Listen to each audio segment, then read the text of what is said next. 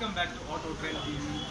Very good evening. I am your Viprajesh and we are having a look at the Harrier XM today.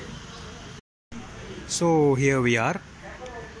Let's go into the exterior details of the XM. So this is the 2019 model over here, and as you see at a first glance, you can definitely notice that this model does not get any kind of alloy wheels. So yeah, these are just the 16-inch steel rims with wheel caps from the Tata Nexon, and rest of the car is almost same to the XT model. But when you start switching on the lights, for example, this light used to be the daytime running LED on the XT and the XZ model, but on this XM model you just get halogen bulbs, yellow bulbs, which are not daytime running, but they will switch on only if you switch on the parking lamps of the vehicle. While you also get projector headlamps, but you do not get xenon anymore. These are just halogens, and these are the regular fog lamps. I'm glad that even the XM model has fog lamps. And coming on over to the sides, the next thing you notice that the huge size ORVMs are not fully body colored. This section over here is plastic. It's just black plastic, while this one is a gloss finish. It is weird, but it still gives it a cool look. And this model also gets ORVM mounted indicators. While they are not LED, but they are still good enough. While the door handles also get body colors, which is a good thing. And the rest of the car is almost similar, and you also get the similar Harrier badging over here on the seal peeler. While at the back, it is the same situation over here. There is basically no difference except for these rear fog lamp panels, where you get now a black honeycomb plastic panel. This model gets reverse parking sensors as standard with a touchscreen system. So later I'll show you the audio system in a few minutes. While this model also gets rear wiper with wash over here. So as you see, the Harrier is now an official IPL partner. So the current Harrier models also get IPL stickering on the C-pillars. So that's it about the exteriors overall. Let's jump inside the interiors. Getting inside the XM model. So the first thing, when you open the door, you notice that this model also gets height adjustable driver seat and the fabric seats from the XT model as well. The overall quality is good. Even the door pads get the similar material from the XT variants, the similar buttons, power window buttons, and as well as power mirror controls as well. But the door handle and the overall section over here is all black except for this aluminum finished panel. And of course, I'll just get inside now. So this is the XM variant's interior, so you can have a good long look at it. Well, the overall design and layout is just exactly the same as the XT variant, but only thing is that there is a whole lot of black now. You see, this panel, which used to be wood, kind of a faux wood finish, is now plastic. It is hard plastic, and it's not a premium material, of course. It's okay, but it's nowhere close to premium. And so coming to the steering wheel, this does not have cruise control or even a digital instrument cluster. It used to be the case with the XZ variant. And I'll just show you the keys. So these are the keys over here.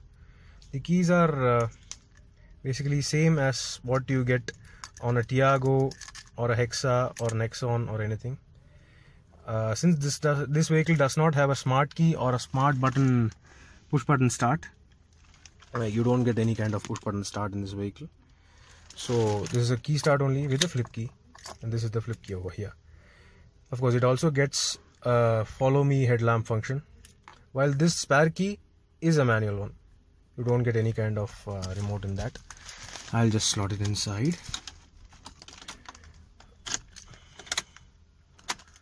So there it is. That is the instrument cluster on the XM and XT, and supposedly even the XE variant. So it displays all functions you require, but only thing is that it's a monochrome display. You get a trip meter A, trip meter B, you get a distance to empty, average, economy, and all sorts of things. It even displays the mode you are driving the Harrier in. So basically you have an economy mode, a city mode, and a sports mode. So what this drive modes does is improve the engine performance and also the economy, depending on what kind of driving situation you are in. So if you see the economy mode, this one reduces the engine power to minimum while increasing the economy, whereas the sports mode gives you maximum performance at the cost of fuel economy. But you have an intermediate mode for almost all purposes, which is the city mode. And next up, we are here at the air conditioning system. So these are basically just a normal system. The quality of the switch gear is decent. I mean, I don't think it's definitely at par with a 20 lakh car, but it's okay. It's okay, since the XUV 500 also gets similar kind of quality. But it's simple to use, it's easy to use. There is nothing to blame here. It's easy to use. It's got air conditioning. It's got these here are this here is the temperature control, whereas this here is the AC mode control. So whereas if you wanted the phase for the legs and all, whereas this here is the blower control. This is for switching on the air conditioning compressor. This is here is for the interior recirculation. And yeah, coming to the highlight, this is a similar floating island pod display on the XM model, and it is also a 7-inch touchscreen, but it's not having a reverse camera. So as you see, I'm just engaging the reverse gear here. You get only and only reverse parking sensors instead of cameras. Even the XE variant gets sensors, but even though it does not have an audio system of any sort. Well, I'm curious to have a look at the XE variant. So yeah, coming lower down, of course this is same as the XT variant. You don't get the terrain response driving modes over here, since this vehicle does not have electronic stability program, and you get a similar storage pocket over here underneath. But yeah, I just switched on the lights. This here is the similar case. The USB port and aux port are really hard to access, while yeah, everything is okay. Everything is just okay. And yeah, the main highlight is that the soft touch material on the dash, which was present on the XT and the XZ variants, are not here now. These are just plain hard plastics on the dashboard, but still the quality is decent. They are hard wearing plastics. It just works for the price, of course.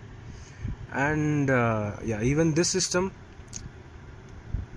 it has got Bluetooth connectivity, it has got Drive Next connectivity. I don't think this has got Android Auto though, and also it does not have a reverse parking camera. So it's okay to use, and I suppose a reverse parking camera can be fitted into this system as an official accessory. So I don't have an official word on that. Yeah, and next, coming over to the interior rear view mirror, it is the same case over here. It's a manual unit with a day and night display.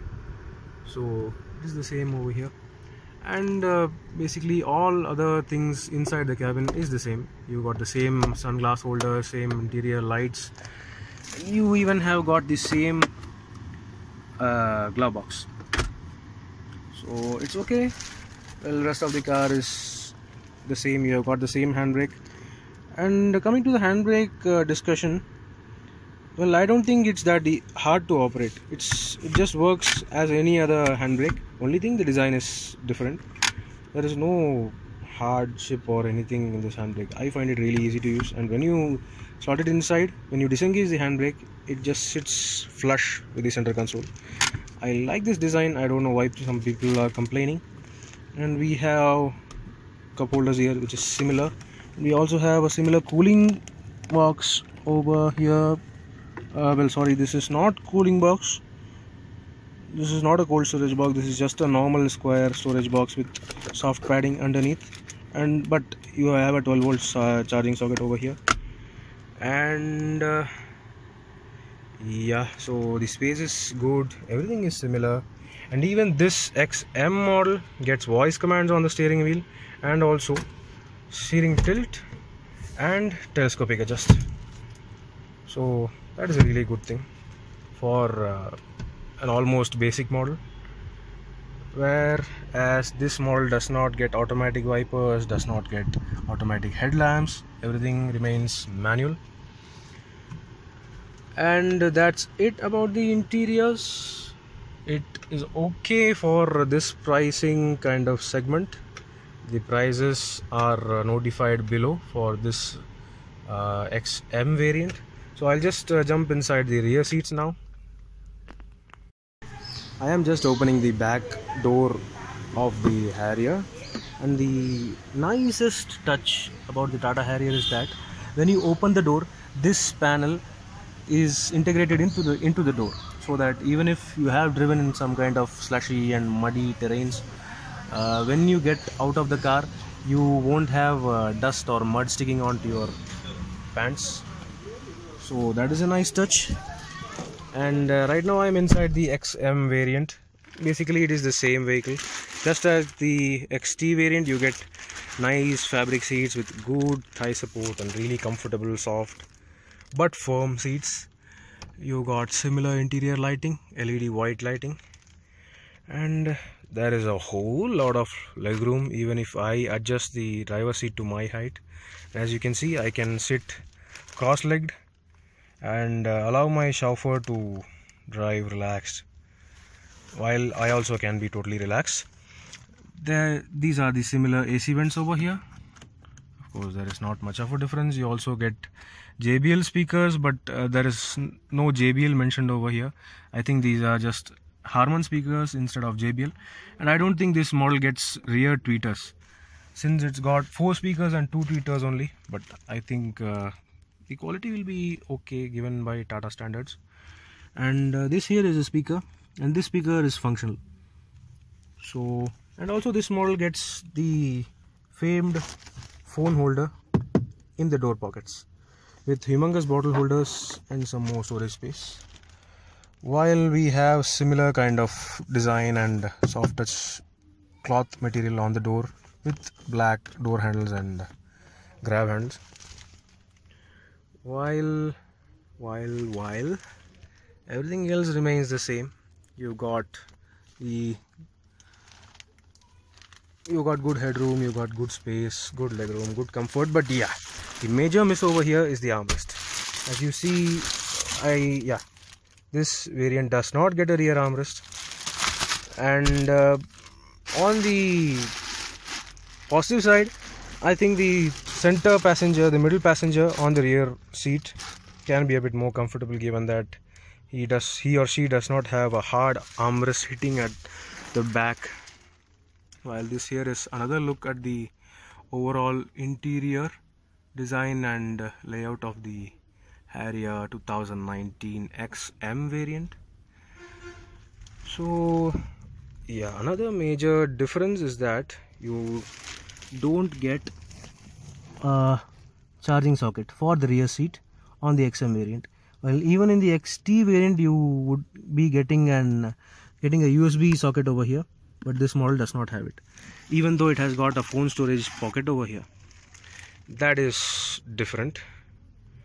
And it is over on to the boot space now. So I am just switching on the engine of the Harrier XM over here. If you remember, I have not yet driven a 2019 Harrier, so I'm just switching on the engine of this 2019 Harrier XM over here. So gear is in neutral, and there it goes. That is the engine switched on.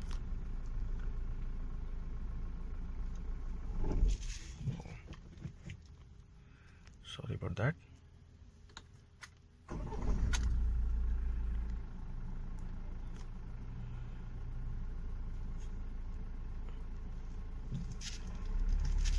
So there is the overall engine noise in this Tata Harrier without the AC on. I'm just switching on the air conditioning now.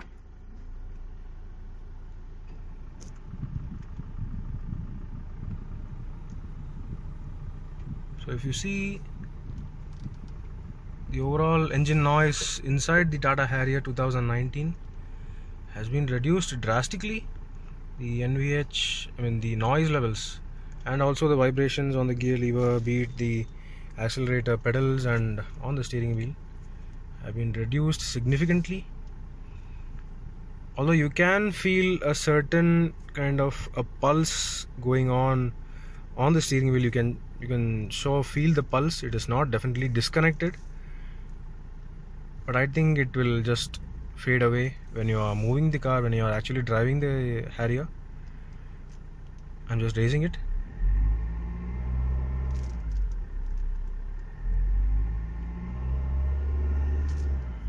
So that is the overall NVH over here. I just raised it to 2000 RPM, and I think that the overall NVH has been increased. Has been bettered by a lot.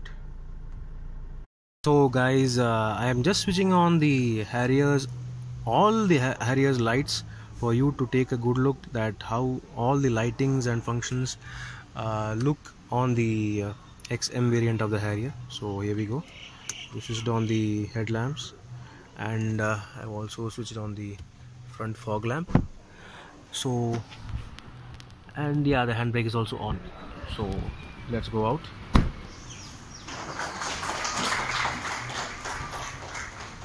So first of all, these are the LED tail lamps of the Harrier, and they look simply stunning on the road.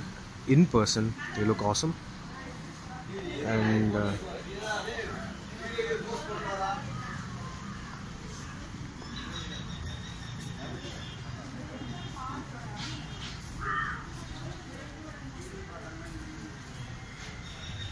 so basically you see that these are not daytime running lamps, these are just halogen bulbs, and this here is the indicator, while the projector is also halogen.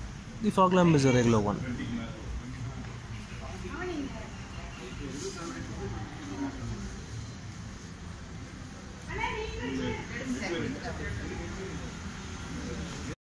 Coming to the boot space, of course it has got the same unlocking button, while it's got the same parcel shelf with tags to hold it along with the boot, and the interior space is the same. It's exactly the same. It's really good and deep.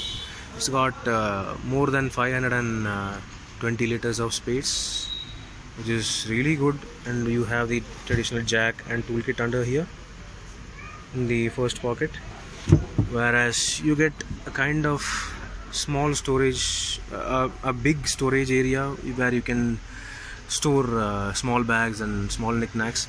But this here is the cliche over here. You see, this is a Land Rover derived architecture platform called the Omega Arc, and the Range Rover Discovery uses the same platform.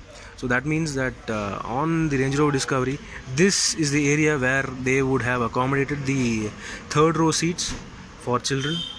But since there are no third row seats in this car, this area is left open for storage. But yeah, the neat touch over here is that when you just open this pad to access this storage space, you can just leave the pad over there, so that it does not fall over your hand when you're loading things into this storage space. And that is a neat touch, whereas you get the safety triangle kit over there, and I don't think that is the space for that, since it's too long and deep underneath.